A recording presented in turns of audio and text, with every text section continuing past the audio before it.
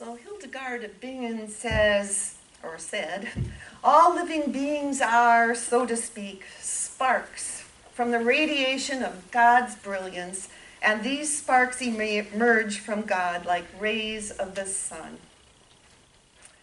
The reality of that evolutionary process, that is the whole Earth's metamorphosis, if you will, which moves that unfathomable magnificence of the universe, pleads with us, because we are reflective human beings, to recognize our own smallness and the immensity of this whole mystery. Small as we may be, however, we are called to participate in the unfolding of this mystery. How do you see it? One view is that this is the best possible time to be alive because all that you thought you knew is evolving, and you may embrace that view. Though evolving is a positive thing, it is not necessarily an easy thing. A certain amount of letting go is involved when we adopt a cosmological framework large enough to envision the divine in all of creation and in every single creature. It means letting go of the security of deeply internalized images of a God who sits on a throne and rules from the sky and judges our every behavior. Perhaps that letting go happened long ago for you. You emerged from that cocoon, in a sense. In any case, it also means letting go of a vision of a loving God. If we were in a tradition that talks about God, I might put it this way, says Buddhist monk Sherry Huber in her book, Sweet Zen.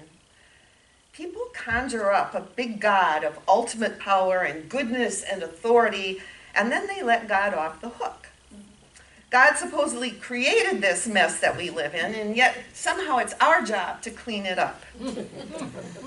God's role, it can appear, is merely to look down a godly nose of disapproval at our puny efforts to do something about the situation. But what would be the point of creating a flawed product and then cutting it loose to try to perfect itself? What is this distance between God and us? What is this disconnectedness?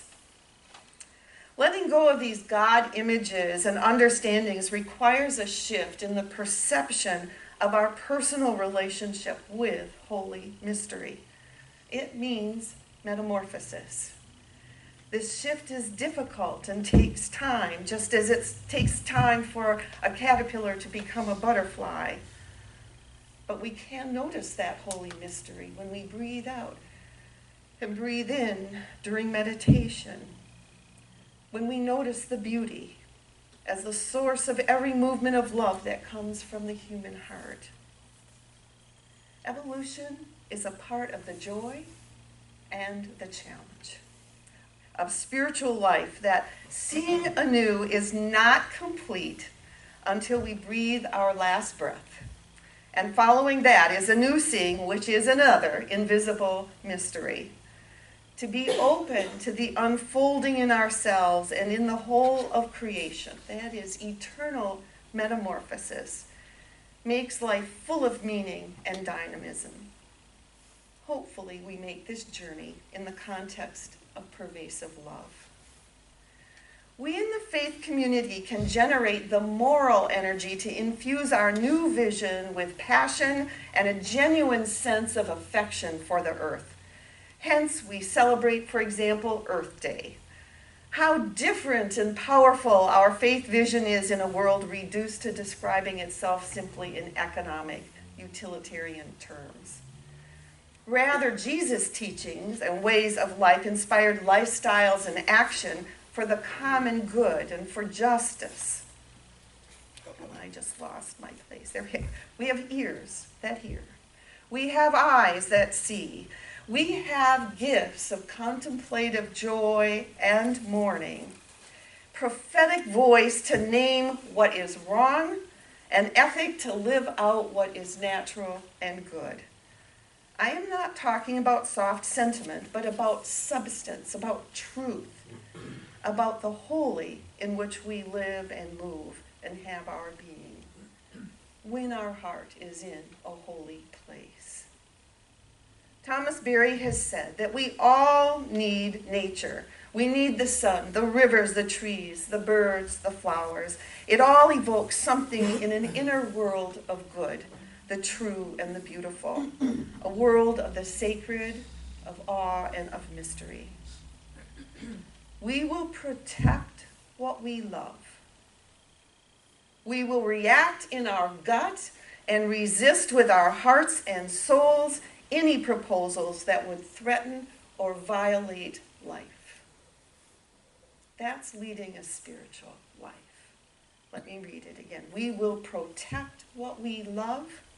We will react in our gut and resist with our hearts and souls any proposals that would threaten or violate life.